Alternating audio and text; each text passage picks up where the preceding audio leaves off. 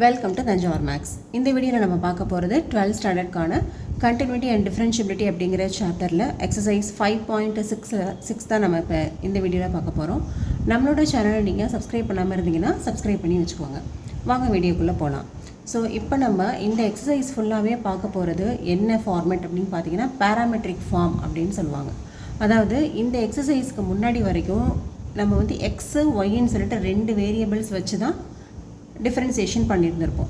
But இந்த எக்ஸசைஸில் பார்த்தீங்கன்னா x ஒய்ன்னு சொல்லிட்டு இந்த 2 வேரியபிள்ஸ் இல்லாமல் மூணாவதாக இன்னொரு வேரியபிள் தீட்டா அப்படின்னு சொல்லி ஒன்று இன்க்ளூட் ஆகிருக்கு. ஓகே, இது வரைக்கும் நம்ம பார்த்ததில் எக்ஸ் அண்ட் ஒய் மட்டும்தான் இருந்திருக்கும். இப்போது இதில் தீட்டா அப்படின்னு சொல்லிட்டு இன்னொரு வேரியபிள் இன்க்ளூட் ஆகிருக்கு. ஓகேவா? ஸோ பேராமெட்ரிக் ஃபார்ம்னால் என்ன அப்படின்னு பார்த்தீங்கன்னா எக்ஸு ஒய்யை தவிர மூணாவதாக இன்னொரு வேரியபிள் இருந்ததுன்னா அந்த ஃபார்மை தான் நம்ம வந்து பேராமெட்ரிக் ஃபார்ம் அப்படின்னு சொல்கிறோம்.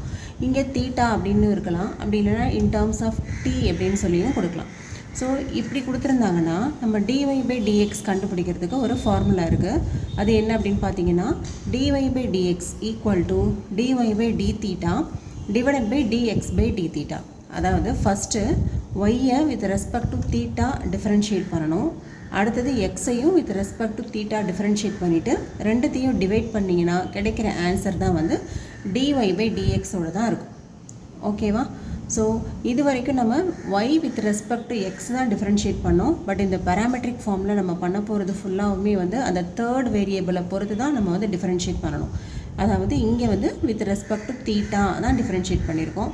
சில சமயம் இங்கே வந்து டி கொடுத்துருந்தாங்கன்னா dy/dt கண்டுபிடிக்கணும், அதே போல் dx/dt கண்டுபிடிக்கணும். இதுதான் வந்து parametric form.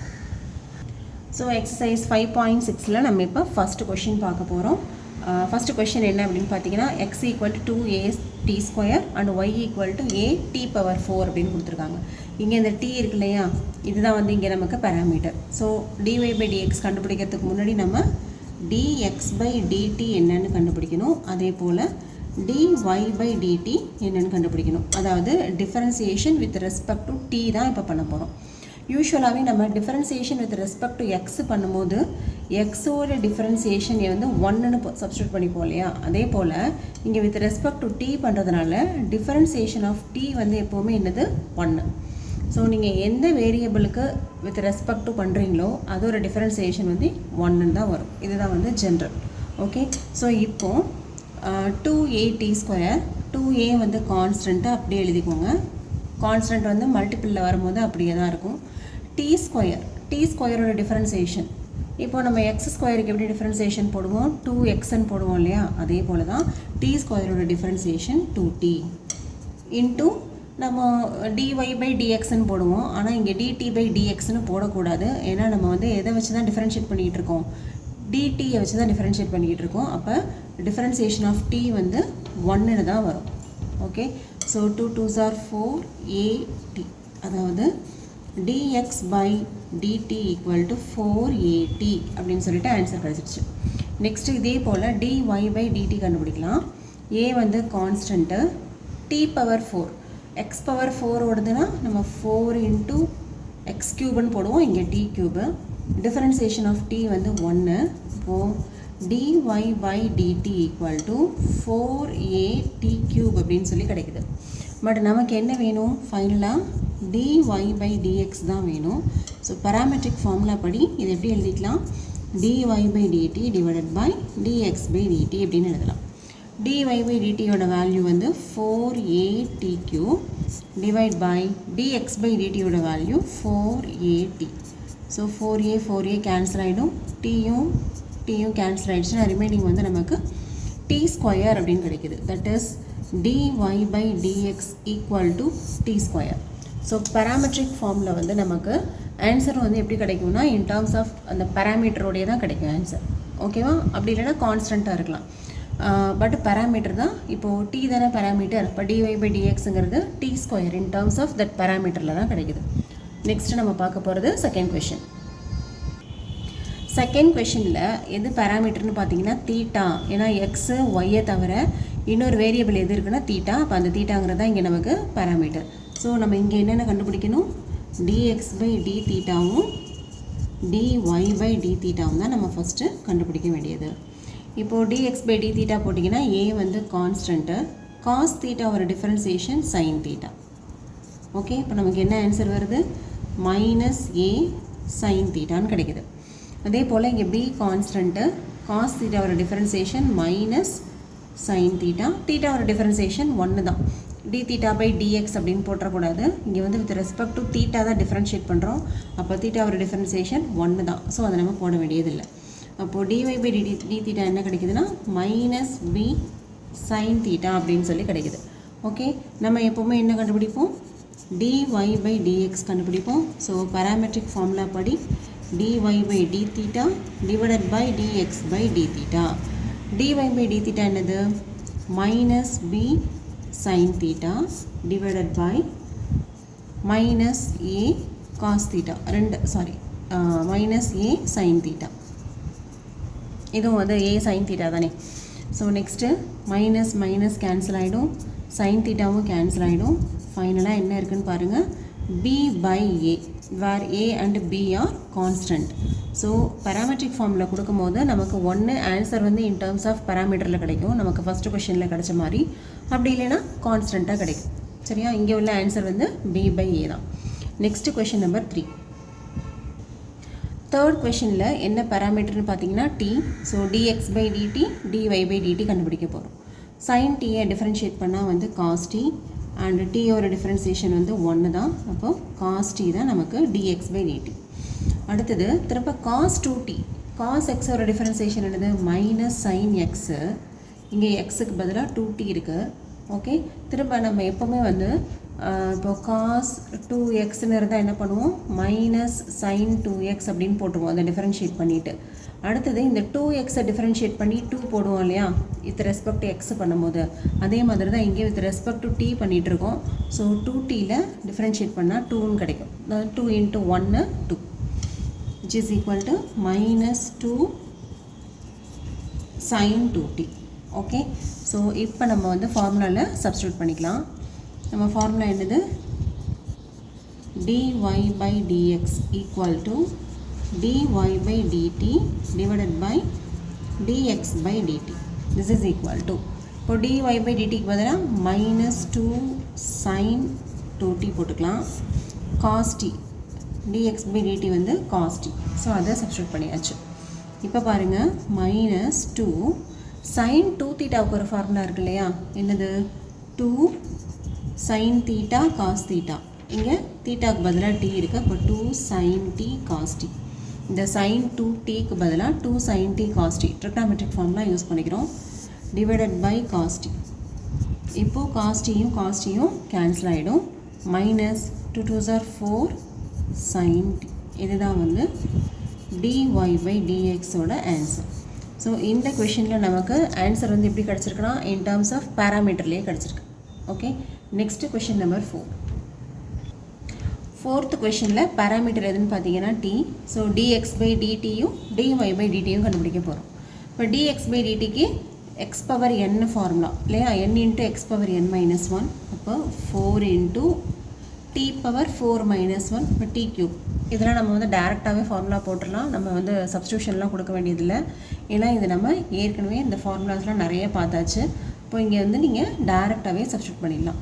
n into x power n minus 1. So n minus 1ங்கும்போது 4 மைனஸ் 1 வந்து 3 ஆகிடும். இப்போ 4t பவர் 3. இதுதான் வந்து dx by dt முடிஞ்சிருச்சு. நெக்ஸ்ட்டு இப்போ dy by dt கண்டுபிடிக்கணும். இப்போ அதில் y பாருங்கள், y equal to 4 by t அப்படின்னு சொல்லிட்டு இருக்குது. இந்த டீயை வந்து நான் நியூமரேட்டருக்கு கொண்டு போகும்போது என்ன ஆகிடும்? t பவர் மைனஸ் 1ன்னு ஆகிடும். ஸோ இப்போ நான் with respect to t differentiate பண்ணேன்னு சொன்னால் 4 இஸ் அ கான்ஸ்டன்ட் அப்படியே வச்சுக்கலாம். இப்போ இது வந்து என்னது? எக்ஸ் பவர் என்னோட ஃபார்முலா என்னது? n into x power n minus 1. அப்போ இங்கே n-க்கு பதிலாக மைனஸ் 1, எக்ஸுக்கு பதிலாக t minus 1 minus 1, n minus 1. அப்போது மைனஸ் 1 மைனஸ் 1. இப்போ 4 into minus 1 minus 4 t power minus 2.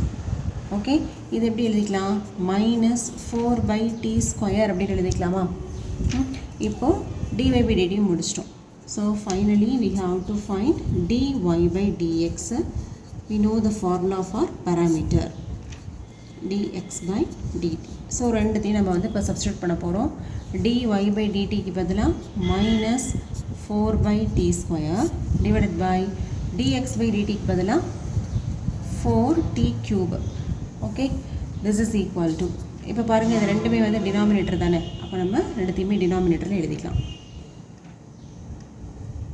ஒரு சின்ன கரெக்ஷன், x ஈக்குவல் டு நான் வந்துட்டு t பவர் 4ன்னு போட்டிருந்தேன், பட் அவங்க புக்கில் வந்து 4t தான் கொடுத்துருக்காங்க. ஓகே, ஸோ ஒரு சின்ன மிஸ்டேக்காக. அப்போ இங்கே வந்து எக்ஸோட வேல்யூ 4t இல்லையா, இங்கேயும் நீங்கள் வந்து 4t போட்டுக்கோங்க. x equal to 4t. அப்போது dx by dt என்ன வருதுன்னு பாருங்கள். 4 கான்ஸ்டண்ட்டு, டீயோட டிஃப்ரென்சியேஷன் 1, அப்போ 4 into 1 which is equal to 4 மட்டும்தான். சரியா, இப்போது dx by dtயில் சப்ஸ்டியூட் பண்ணால் 4 மட்டும்தான் நம்ம வந்து சப்ஸ்டியூட் பண்ணியிருப்போம். So minus 4 by t square into 4 அப்படின்னு சொல்லிட்டு வந்துடும். ஏன்னா இதுவும் t ஸ்கொயரும் டினாமினேட்டர் தான், 4ம் டினாமினேட்டர் தான், அப்போ ரெண்டுத்தையும் சேர்த்து எழுதிக்கலாம். திஸ் இஸ் ஈக்குவல் டு 4 வந்து கேன்சல் ஆகிடுச்சின்னு சொன்னால் minus 1 by t ஸ்கொயர். இதுதான் வந்துட்டு dy by dx ஓட answer. Okay, next question number 5. Fifth கொஷினில் பேராமீட்டர் என்னென்னு பார்த்தீங்கன்னா தீட்டா தான் அதோட பேராமீட்டர். ஸோ நம்ம என்ன கண்டுபிடிக்கணும், dx by d தீட்டாவும் dy by d தீட்டாவும் கண்டுபிடிக்கணும். இப்போது காஸ் தீட்டாவோட differentiation minus sine theta, minus திரும்ப காஸ் 2 தீட்டா இருக்குது. காஸ் 2 தீட்டானாலும் காஸ் தீட்டாவோட டிஃப்ரென்சியேஷன் என்னது, மைனஸ் சைன் 2 தீட்டா இன்ட்டு இந்த 2 தீட்டாவோட டிஃப்ரென்சியேஷன் 2 into 1ன்னு வரும். ஏன்னா தீட்டாவோட டிஃப்ரென்சியேஷன் வந்து 1, அப்போ 2 தீட்டாவுக்கு 2 தான். So this is equal to minus sine theta plus minus into minus plus ஆயிரும், இந்த 2 ஃப்ரண்ட்டில் கொண்டு வந்துடுங்க, 2 sin 2 தீட்டா அப்படின்னு சொல்லி கிடைக்கிது. ஓகே, அடுத்தது dy by d தீட்டா.